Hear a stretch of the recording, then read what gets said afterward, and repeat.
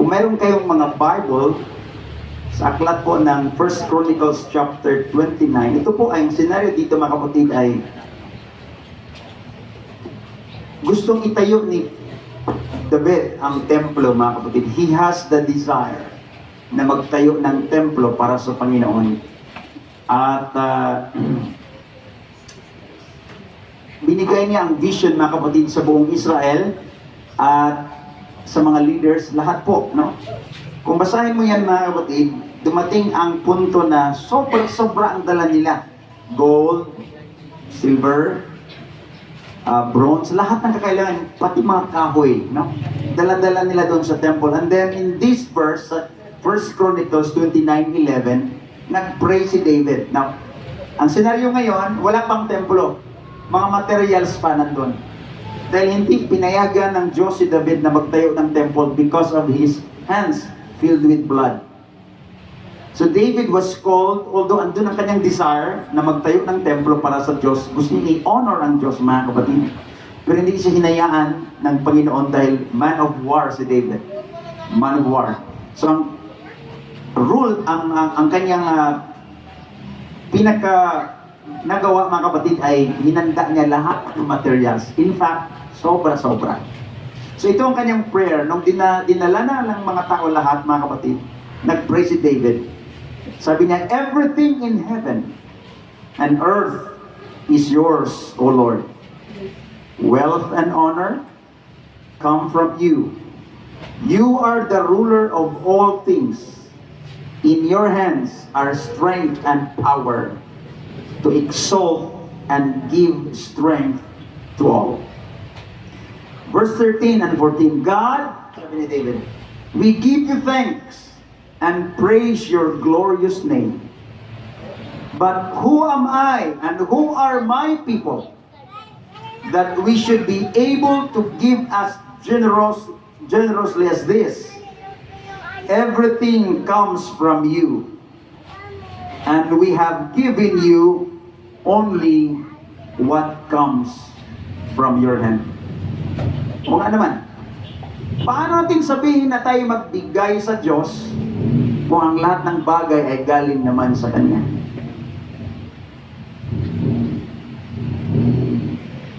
So that right term mga kapatid is we just participate in the nature of God. Hallelujah. When we give, hallelujah, to God, we participate. Throughout this week, mga kapatid, nagpipray ako sa alam ng Panginoon. I pray God will bless every one of us. Kalooban ng Diyos, mga kapatid, na pagpalain ang bawat isa. When I say blessings sa lahat ng area, emotionally, mga kapatid, financially, spiritually, socially, lahat, mga kapatid, ay pagpalain tayo ng ating Panginoon. It is the will of God. And so, ito yung binigay na mensahe ng ating Panginoon, mga kapatid. Tell my people about this thing. And so, here we go. The same David ay nagsulat sa mga kapatid sa aklat ng mga awit, chapter 50, verse 10 hanggang 12. Sabi ng Bible, I'm reading from New Living Translation para the more natin maunawaan mga kapatid. Every animal of the forest is mine, and the cattle on 1,000 hills. The world is mine, and all that is in it. Lahat ng mga kapatid, ang lahat ng bagay sa buong mundo ay sa Diyos. Lahat ng hayop sa kabundukan ay sa Panginoon. Lahat ng baka on 1,000 hills is mine, saith the Lord. The world and all that is in it. Before we pray, one more scripture. So that is Chronicles, and then Psalms, and then Malachi. Sabi ng Panginoon, now take note, David, mga kapatid, ay nagtayo ng templo upang i-honor ang Diyos. Bigyan siya ng mataas na pagpupuri, mga kapatid. That's the goal kung bakit gusto magtayo ng templo si David. To honor God. To honor God. 100 years ang lumipas, nakatayo ng templo, mga kapatid. Hundreds of years, andun sa Malakay. The scenario was, it is meant to offer an honor to God pagdating sa Malakay, ito mga kapatid ang sabi ng Panginoon. A son honors his father, and a servant his master. If I am a father, where is the honor due me? If I am a master, where is the respect due me? Says the Lord Almighty. You bring blind animals for sacrifice. Is that not wrong? When you sacrifice crippled or diseased animals, is not that wrong? Is that not wrong? Try offering them to your governor. Would he be pleased with you? Would he accept you? Says the Lord Almighty. Mga kapatid, before we pray, sabi ng Panginoon, nag-demand siya dito mga kapatid ng honor. Dahil ang goal kung bakit naitayo ang temple was to honor God. Gold. It is overlaid with gold, silver mga kapatid. Napakaganda ang templo. Nung dumating mga kapatid sa Book of Malachi, by the way, the Book of Malachi is the last book of the Old Testament. Sa Talmud mga kapatid, hear me, that sa Talmud ng mga Jewish people, Talmud to the Babylonian mga kapatid, ang nakasulat doon, after the last book, after the last prophet Malachi, the Holy Spirit departed from Israel. Pagkatapos ng mga kapatid sa nakasulat sa Talmud ng Israel, it is a holy scripture sa kanila, book. Pagkatapos kay Malachi, umalis ang banal na espiritu sa Israel. For 400 years, the Lord never spoke to Israel. It is because of honor. Dahil hindi na naibigay sa Diyos ang buong pagrespeto mga kapatid, honor due unto God. And so, Malachi was the last prophet. Gusto ba nating manatili ang Diyos sa ating buhay? Amen. Honor is the key. Honor God in our lives. Honor God in everything. Dahil yun ang tahanan ng Diyos. God inhabits in the praise, and that's honor of His people. Doon siya nakatira mga kapatid.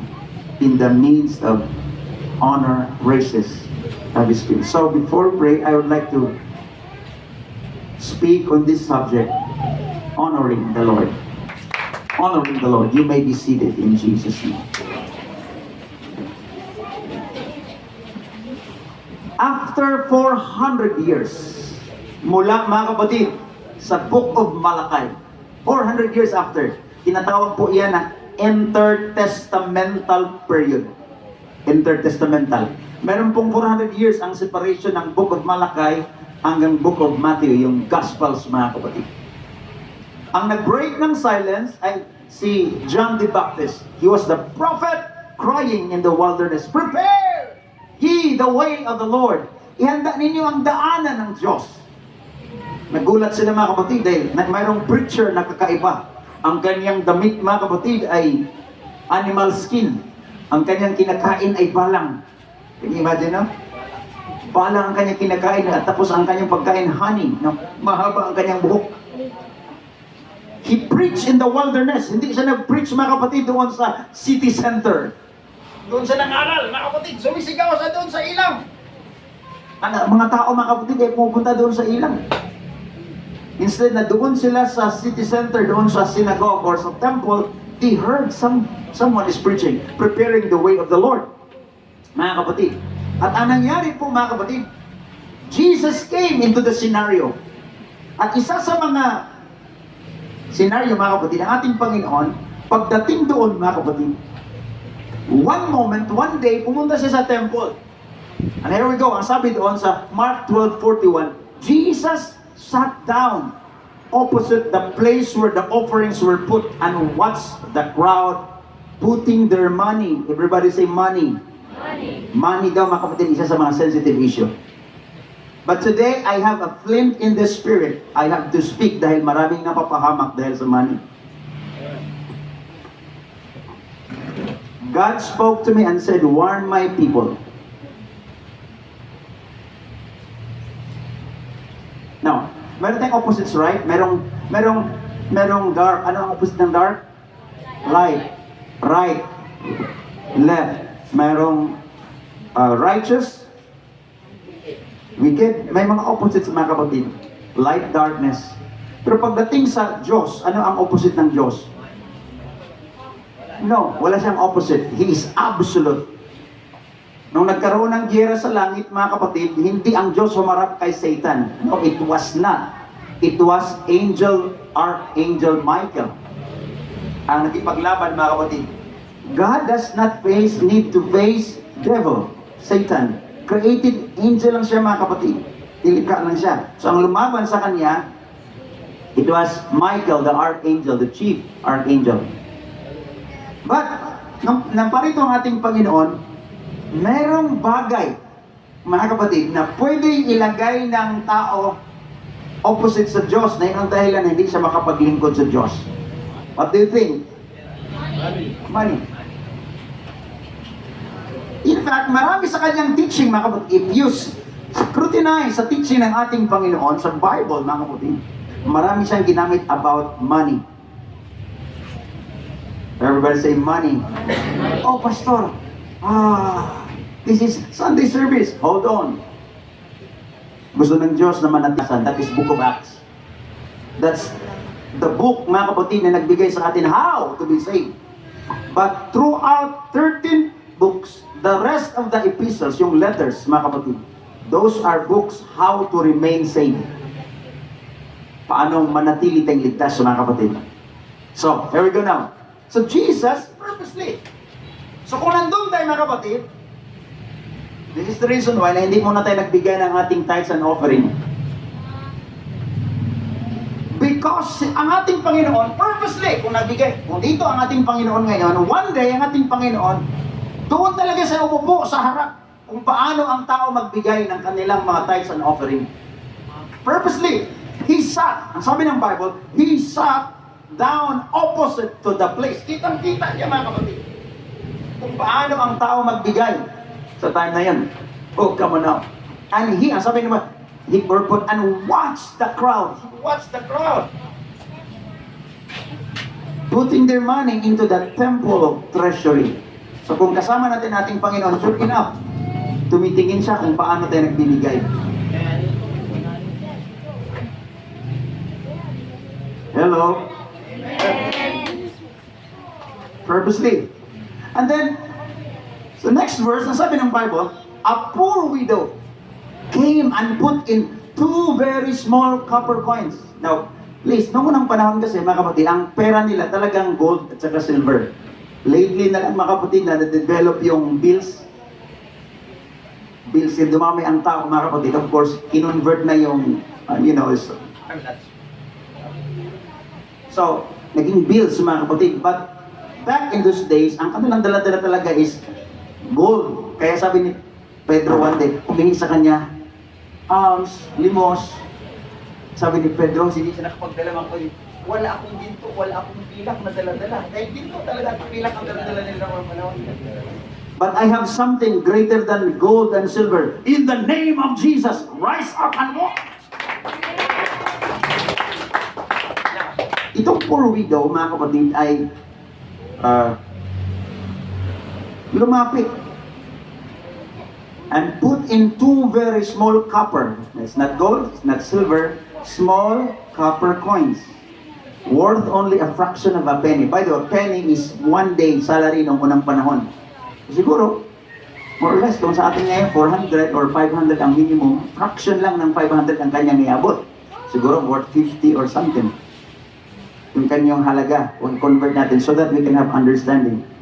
Calling His disciples, so nakatingin natin Panginoon, habang nagbibigay yung widow. Calling His disciples to Him, Jesus said, I tell you the truth. This poor widow has put more into the treasury than all the others. They all gave out of their wealth.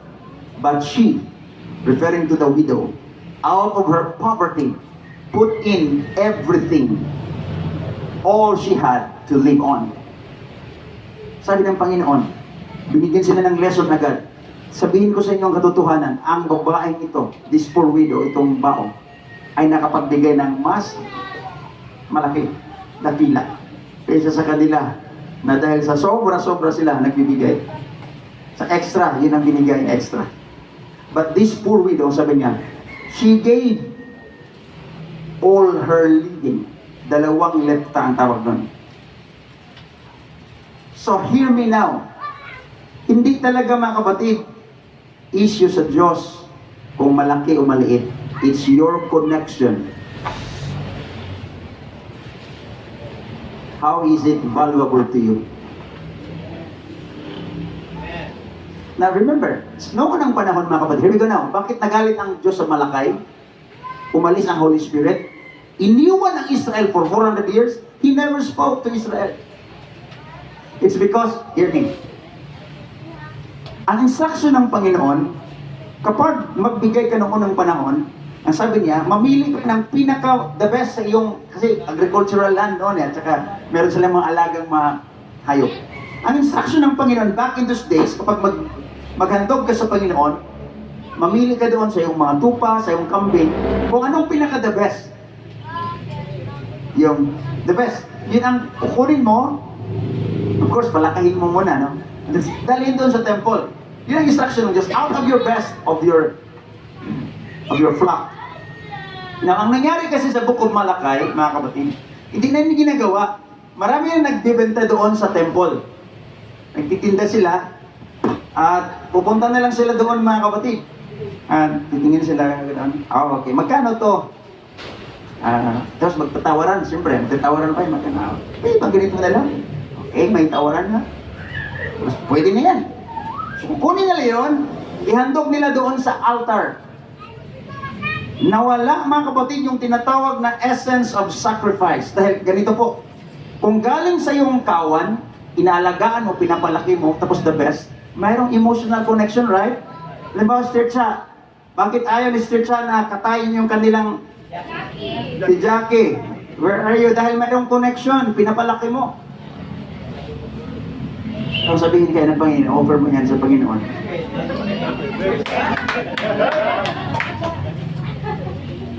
And that's exactly ang instruction ng Diyos back in the Old Testament. Doon sa inalagaan mo, kukunin mo yung the best, dalhin sa temple, there is spiritual, there is emotional connection. Makikita mo siya doon na sisigaw siya, itatali siya doon, maramdaman mo mga kapatid, at kakatayin siya. Alala mo, siya ang namatay para sa akin. Dahil siya ang naging kapalit ng kasalanan. Emotional connection. Sa time ni Jesus Christ, nagalit siya mga kapatid dahil hindi na tama ang ginawa. Remember? Daladala niya mga kapatid yung latigo. Pinaglalatigo niya yung mga nandun, mga money changers. Because the essence of giving and sacrifice was not there anymore.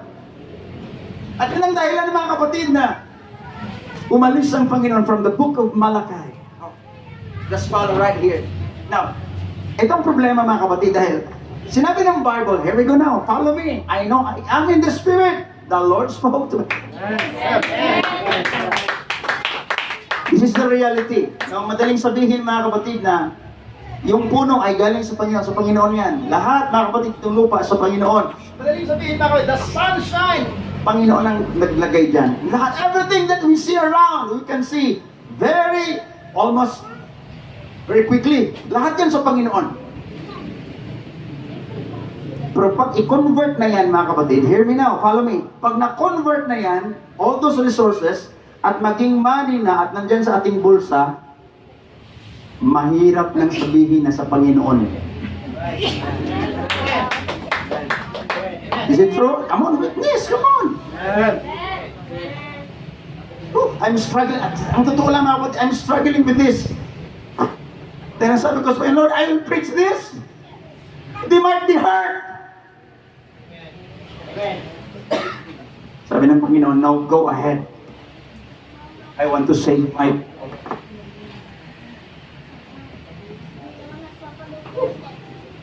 Hallelujah. It's okay. So, ito mga kapatid. Now, minsan kasi ganito. Glory. Deuteronomy mga kapatid. Sometimes, you may say to yourself, minsan, nagsikap tayo, right? Nagsikap tayo. We Lahat ng diskarte, mga kapatid, now we just do our best.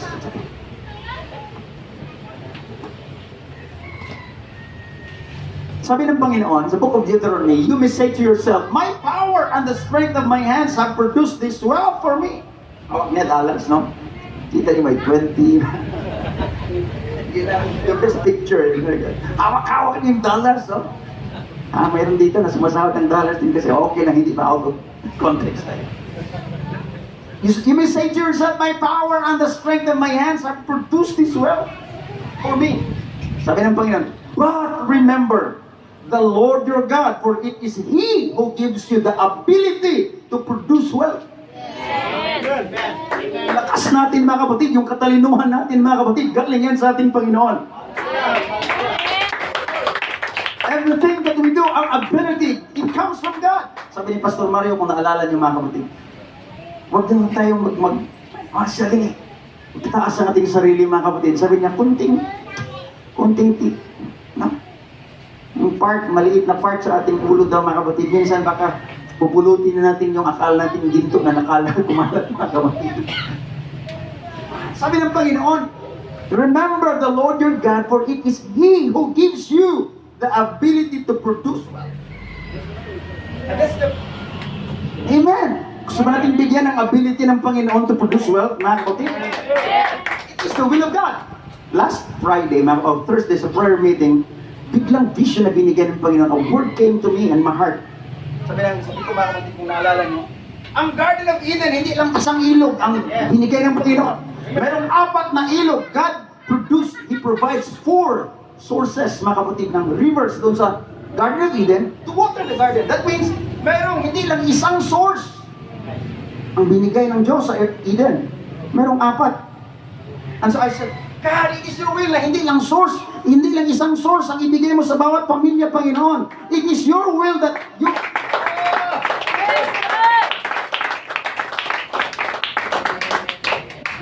Hallelujah! Come on. One more verse. Haggai, mga kapatid. Sa Book of Haggai, mayroong sinabi si Prophet Haggai. Here we go now. Kapag hindi natin masunod ang kalooban ng Diyos. You expected much, but see, it turned out to be little. Malaking expectation natin, mga kapatid. Pag nangyayari ito, praise God, big time. You expected much, but see, it turned out to be little. What you brought home, I blow away. Why? Declares the Lord, God Almighty, because my house, which remains a ruin, while each of you is busy with his own house. That means, busy silang gumagawa, mga kapatid, nakalimutan lang Panginoon. Therefore, because of you, the heavens have withheld their dew and the earth its crops. I called for a drought on the fields and the mountains, on the grain, the new wine, the oil, and whatever the ground produces, on men and cattle, and on the labor of your hands. Now, pwedeng i-bless ng Panginoon, mga kapatid, ang mga gawa ng ating mga kamay. Amen. He can, yes, He can. But in this case, mga kapatid, nakalimutan kasi ng bansang Israel. They forgot the Lord. Hindi na nila ina-honor ang Panginoon doon sa temple.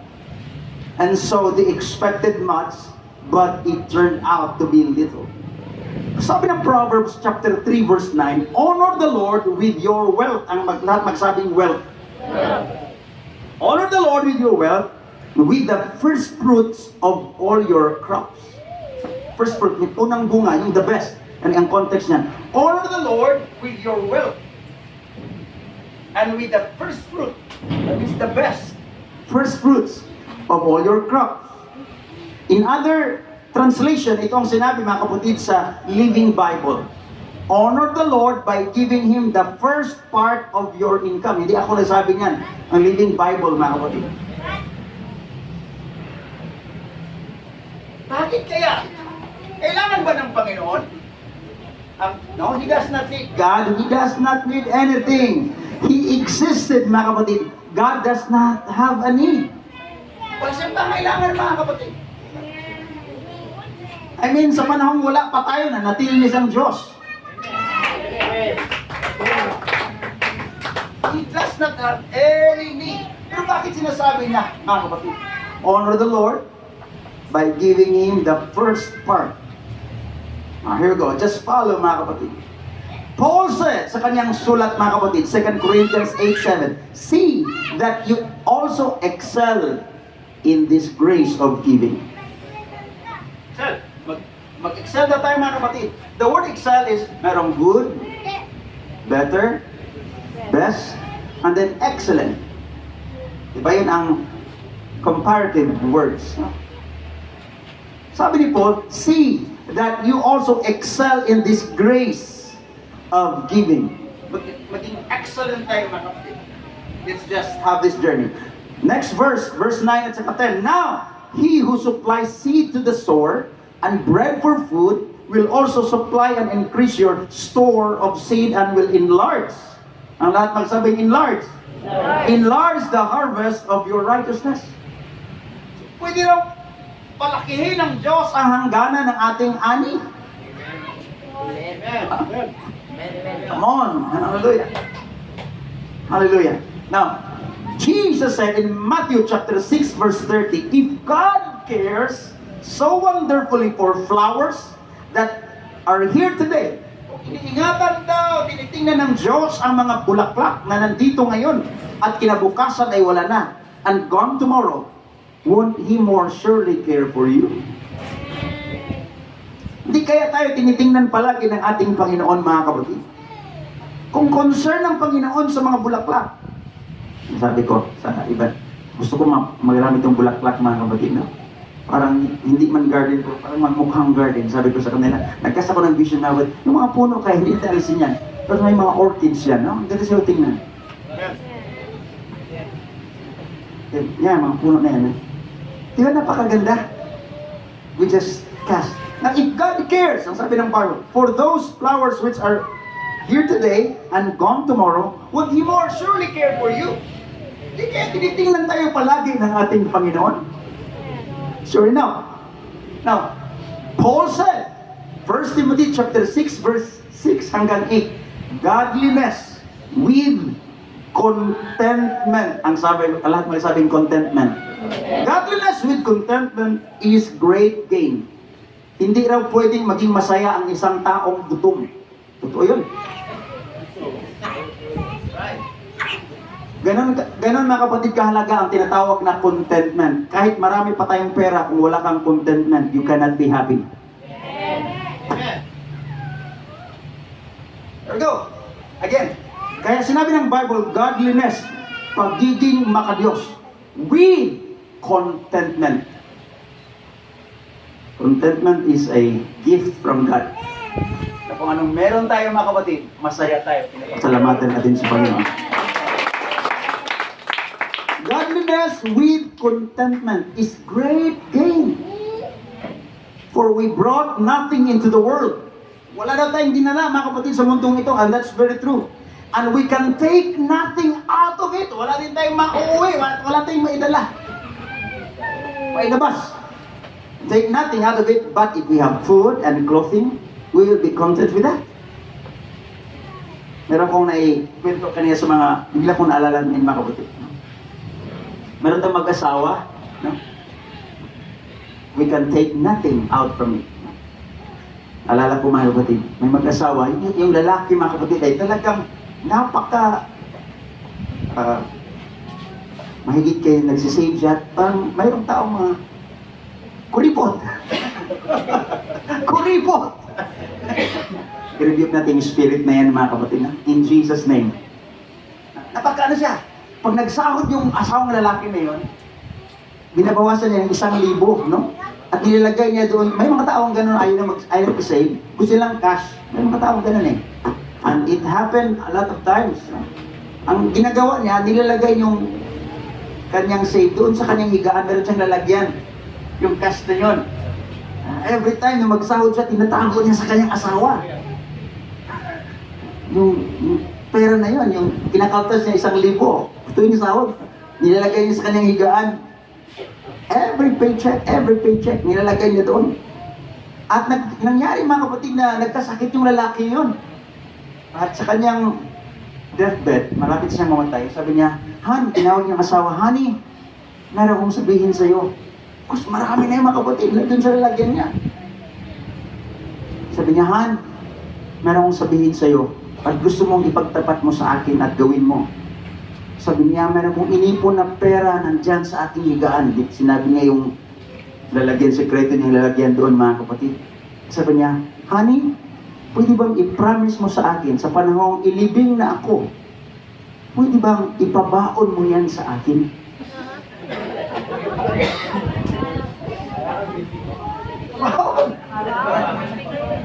Gusto yung dalhin, mga kapatid, dahil pinagpagura na sinisave niya talaga, mga kapatid, no?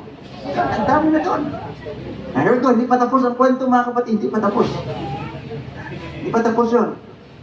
Ang nangyari, tinignan siya ng kanyang asawa, parang na-stun siya.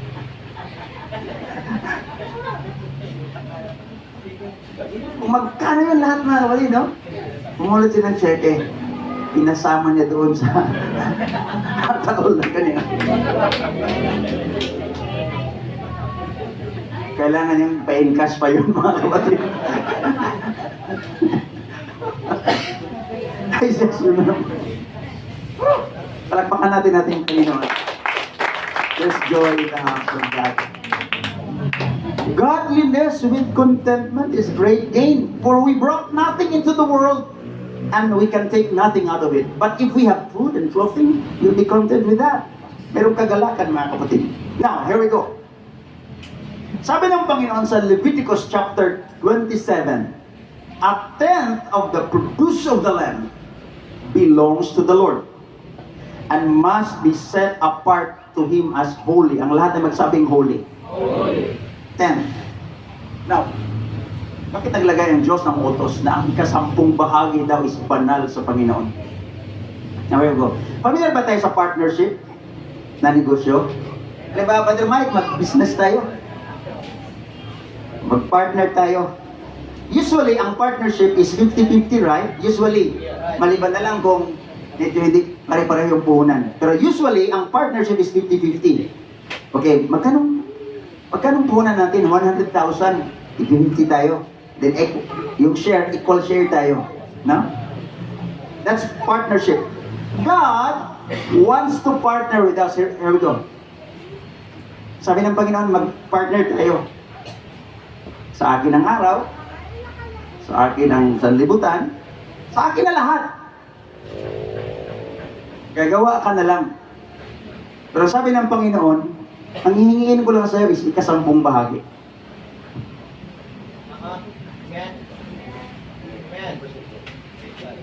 Now, this is the problem now. And I believe hindi ito problema sa church na ito. I declare in the name of the Lord. Dahil mayroong dakilang plano ang Diyos, mga kapatid. Amen. But usually sa partnership, ganito. Pag mayroong gain, may kita, okay, less expenses lahat, 50-50. Ang Panginoon ganito, no. Balik mo lang sa akin ang 10%. Sa'yo na yung 90%. Kailangan ba ng Panginoon yung 10? No. The purpose of 10, kapag faithful tayo, mga kapatid, is to keep us reminded that everything belongs to the Lord. Amen.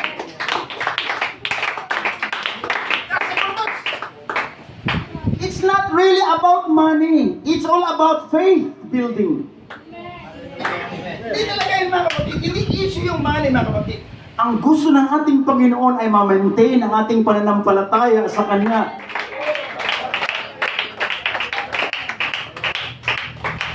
The Lord said, it's holy. Banal yan. Sa Panginoon. Then, maging mga hayop, mga kapatid, sabi ng Panginoon, every 10th animal that passes under the shepherd's rod will be holy to the Lord. And that's literally ginagawa nila unang panahon, mga kapatid. Meron silang mga tupa, 1, 2, 3, 4, 5, 10. Kinukuha nila. Pinadala sa temple, mga kapatid.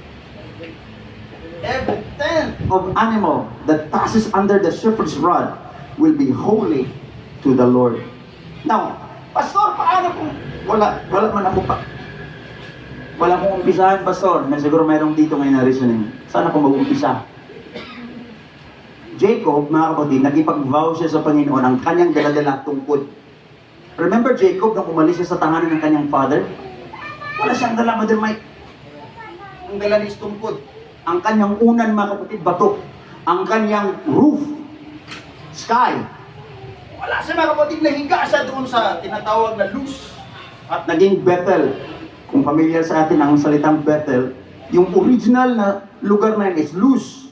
Naging Bethel yun dahil sa covenant ni Jacob sa Diyos. Bethel means house of God. Doon nakipag-covenant si Jacob. Sabi niya, Panginoon, I have nothing. In this scripture, mga kapatid, sa Genesis 28, kung basahin niyo, mga kapatid, wala siya, nahiga siya doon. And then meron siyang vision, nakipag-covenant. Ang sabi ng Bible, mga kapatid, Jacob made a vow to God. He said, if God will be with me and will watch over me, all that you give me, I will give you a tenth. Lahat? Ikalubo mo sa akin, Panginoon. Ang ikasampung bahagi, ibabalik ko sa iyo, Panginoon. Guess what?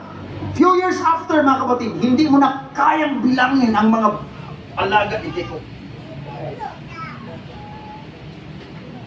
Sobrang dami, mga kapatid. Because of this, wow, God is so faithful. People who want, sabi ni Paul, 1 Timothy chapter 6, verse 9, okay, to 10. People who want to get rich fall into temptation. Sabi ni, now, lahat tayo gustong yumaman, right? Kaya lang, there is, kung ang pagyaman na hindi kasama ang Diyos, that's very dangerous. Okay.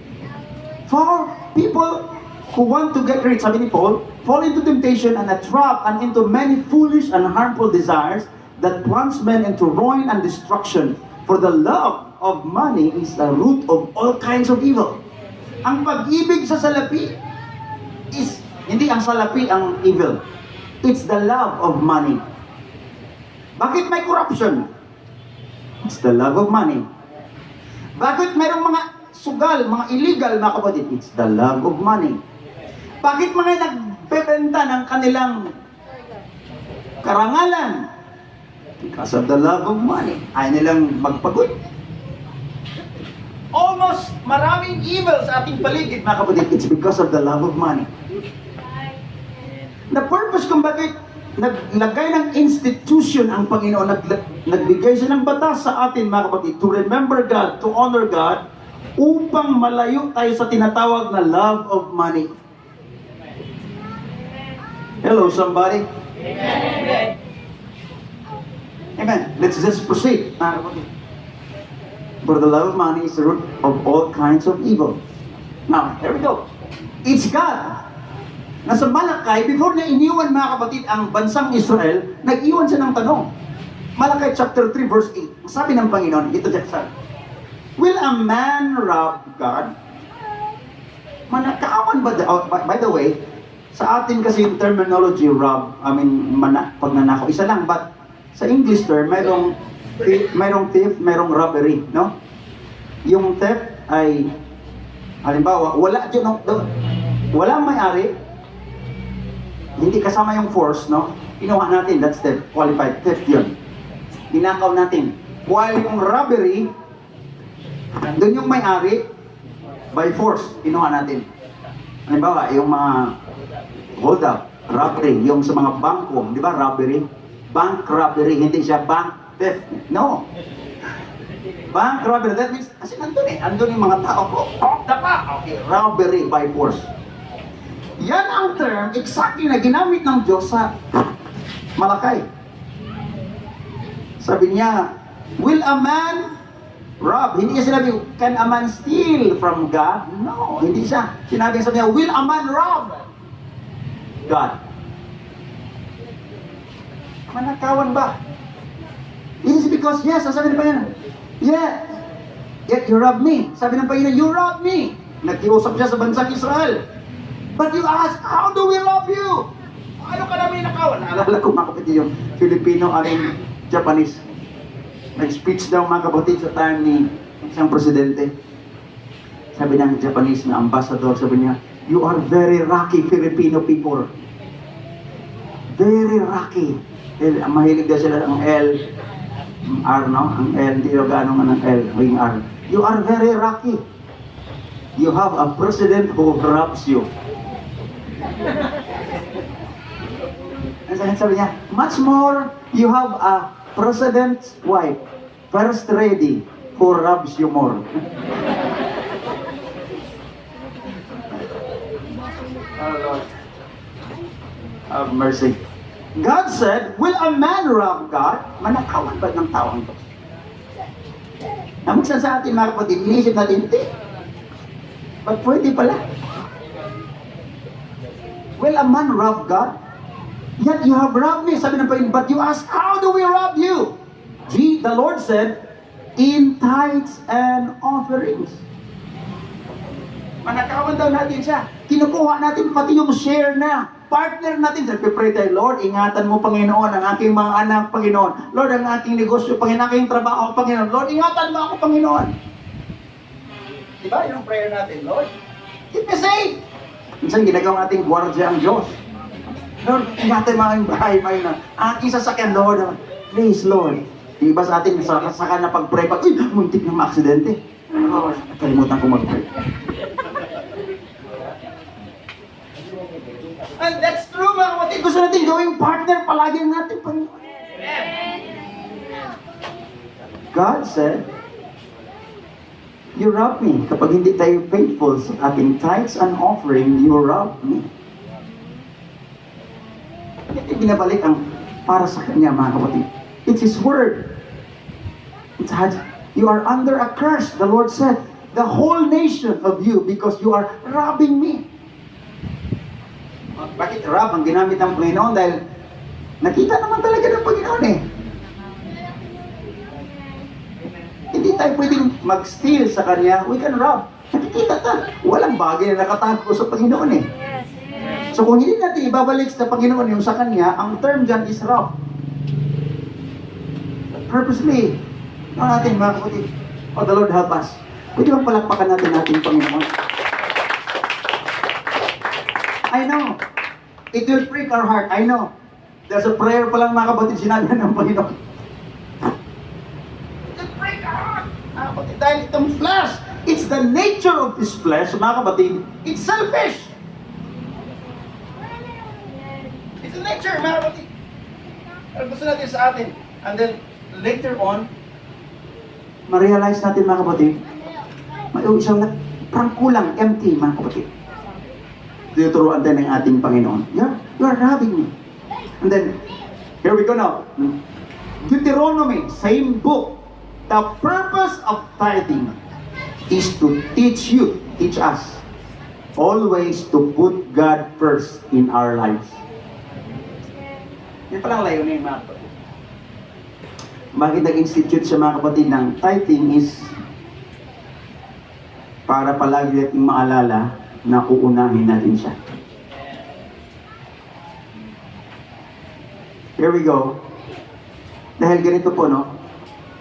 Minsan, kung 100% sa ating lahat, walang promise na blessings ang ating Panginoon. 100% lahat ng ating. Sabi na kayo, ang Panginoon parang, mga kapatid, hindi siya namimilit, no? Right? Hindi siya namimilit. Whosoever will lang. Whosoever will. So, 100% din, kung sa atin lahat, wala siyang promise na blessings, mga kapatid. Pero ang 90%, kung natin mga kapatid, ibalik natin sa Kanya ang 10%, mga kapatid. Here's what will happen. Ano yung promise ng blessings ng ating Panginoon? Alin ang piliin natin? 100% with no promises from God? Or 90% plus promises of blessings from God? Protection, mga kapatid. Amen. Hallelujah. It's just few more verses. Sabi ng Panginoon, look at the birds of the air. They do not sow or reap or store away in barns, and yet your heavenly Father feeds them. Are you not much more valuable than they? Mas mahalaga tayo kaysa kanila. God said in same book, Malachi, bring the whole tithe into the storehouse, that there may be food in my house. Sabi ng Panginoon. And then He said, test me in this. Sa King James, prove me in this. Dito lang talaga mga kapatid na ginamit ng Panginoon. Throughout the Bible. Dito lang mga kapatid ginamit ng Panginoon na subukan niyo ako. Basahin niyo mga kapatid. Sa lahat, very, just parang knife, parang sword ang salita ng Panginoon. Obey my commandment. Blessings and curse, everything. Pero pagdating mga kapatid sa money, alam talaga ng Panginoon na ang mindset ng tao is, totoo kaya to?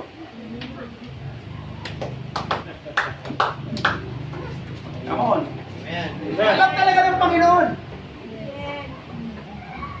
Kaya ginamit niya, sabi niya, bring the whole tithe, buo mga kapatid, into the storehouse. Speaks of the house of God, that there may be food in my house. Test me in this.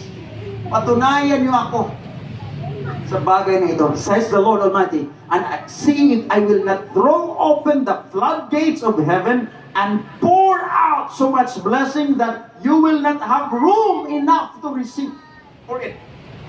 Wow! Subukin natin ating Panginoon sa bagay na ito. Na marami mga kapatid, I'll just pick some testimonies mga kapatid, later on. God says, those who bring Him tithes, sa verse 11, mga kapatid, and offerings, I will prevent pests. Sasawayin din niya mga kapatid yung mga mananakmal. Alam niyo mga kapatid, hindi lang literal sa mga tanim. Minsan sa ating negosyo may mga mananakmal. Sabi ng Panginoon, sasawayin ko ang mga mananakmal. Sa ating trabaho, minsan mananakmal. Minsan ang karamdaman, mananakmal.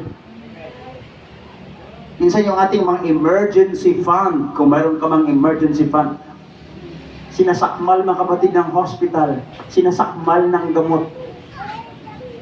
Sabi ng Panginoon, I will rebuke the devourer for your sake.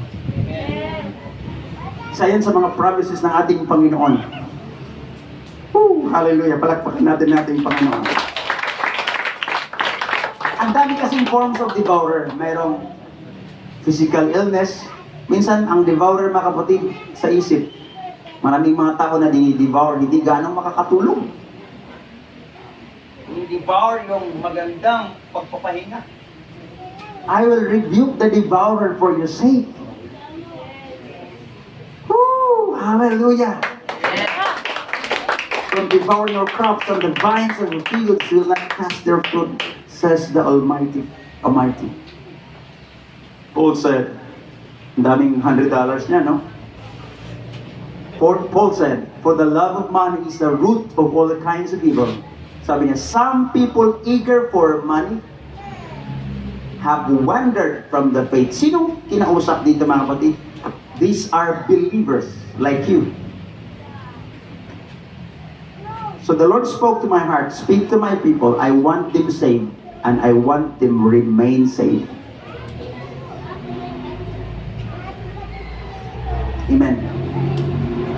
So, sinulatan ni Paul ang si Timothy, mga kapatid. The love of money is the root of all kinds of evil. Some people eager for money have wandered from the faith and pierced themselves with many griefs. Hallelujah.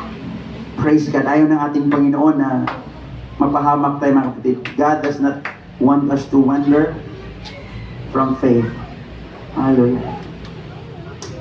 One account mga kapatid kay Elijah, and I'm about to close. Elijah said, si Elijah mga kapatid, sinabihan niya mga kapatid yung isang poor widow, starving widow. Elijah said to starving widow, don't be afraid, first make a small cake of bread for me. Dahil tag-gutom yan mga kapatid, tag-init. From what you have and bring it to me and then make something for yourself and your son. Now, talaga ang Panginoon mga kapatid tinitest. You know what?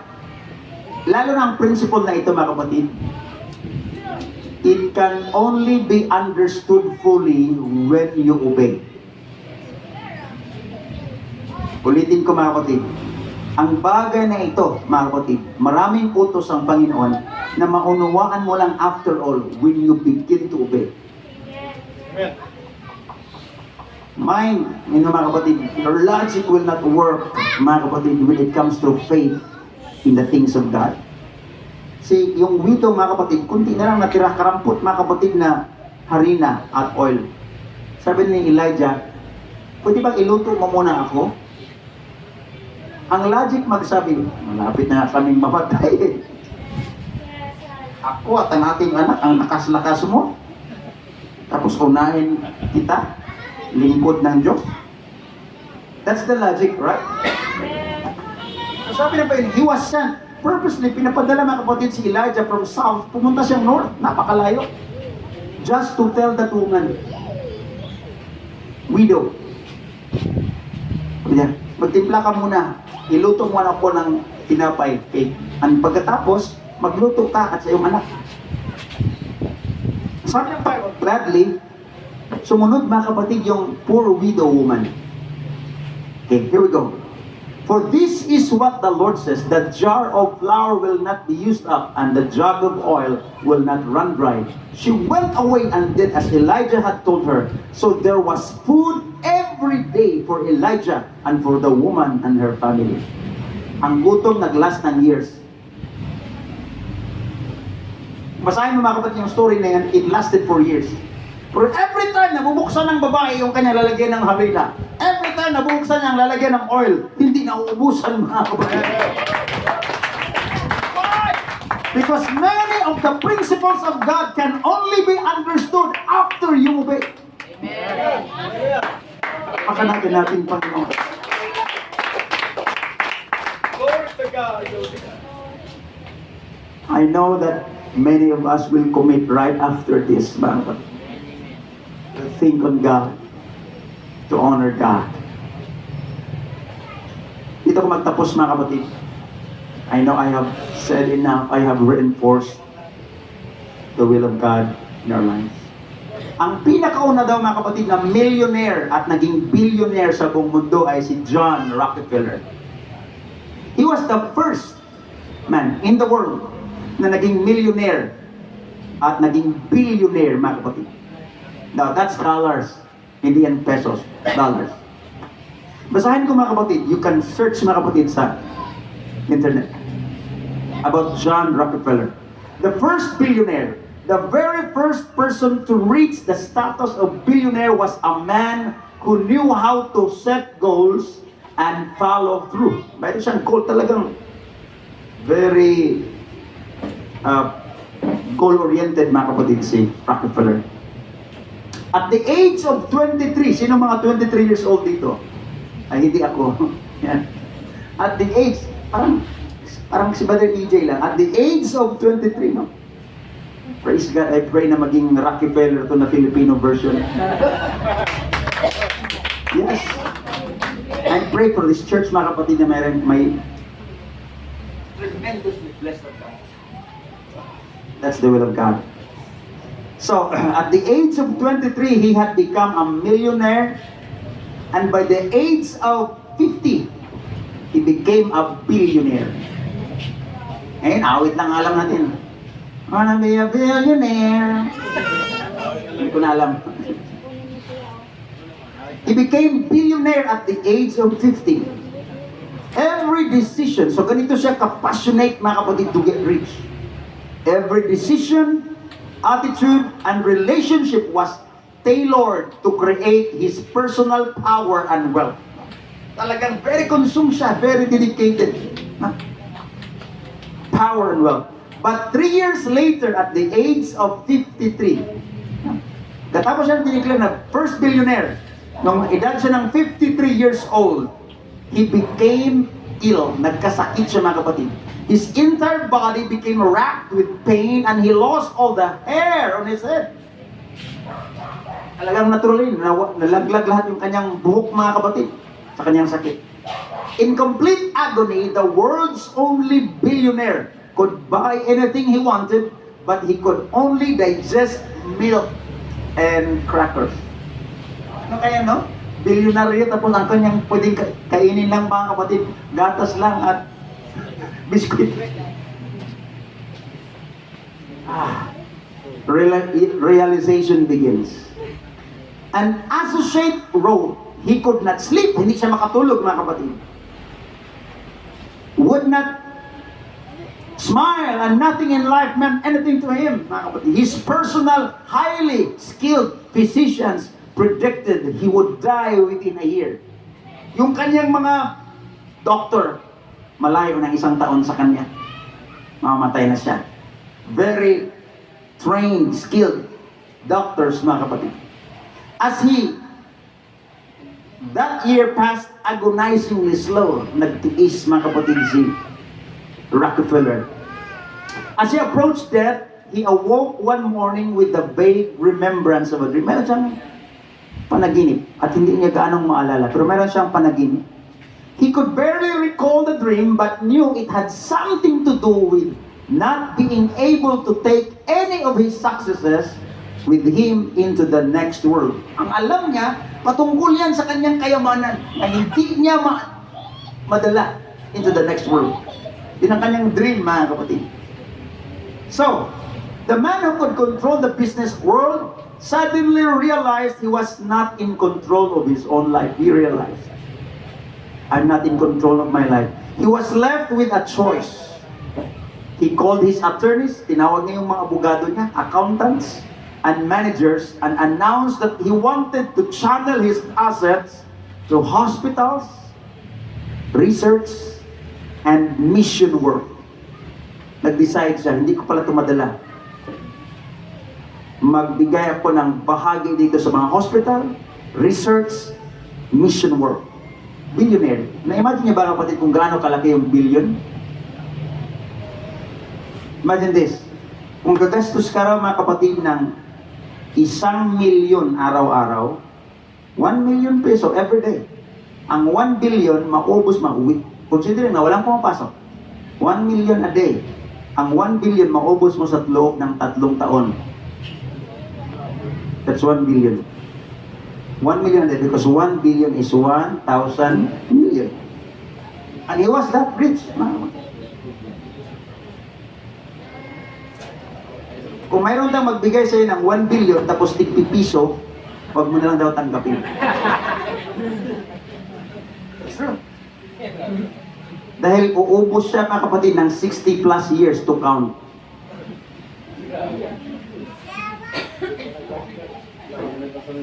Try to do the math, mga kapatid.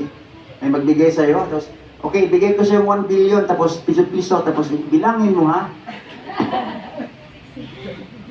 I think it was 68 years. Maubos mo pagbilang. Now, here we go. Hospitals, research. On that day, John D. Rockefeller establishes his foundation. Nagtayo siya ng foundation, mga kapatid. This new direction eventually led to the discovery of penicillin. Dahil pinupuntuhan niya ang research, na-discover, mga kapatid, ang penicillin. Maraming discoveries. Cures for current strains of malaria. Na-discover, mga kapatid, ang gamot sa malaria. Sa panahon yan, sa time ni Rockefeller. Tuberculosis and diphtheria. Maraming mga sakit, mga kapatid. Hinanapan nila ng solusyon na-discover sa time na ito. Dahil pinunduhan ni Rockefeller ang research. There we go. But perhaps the most amazing part of Rockefeller's story is that the moment he began to give, of course, nagbigay siya sa missions, mga kapatid, even more than 10% sa kanyang sulat, mga kapatid, to the work, to the church. But perhaps the most amazing part of Rockefeller's story is that the moment he began to give back a portion of all that he had earned, his body's chemistry was altered so significantly that he got better. It looked as if he would die at 53, ayon sa mga doktor, but he lived to be 98.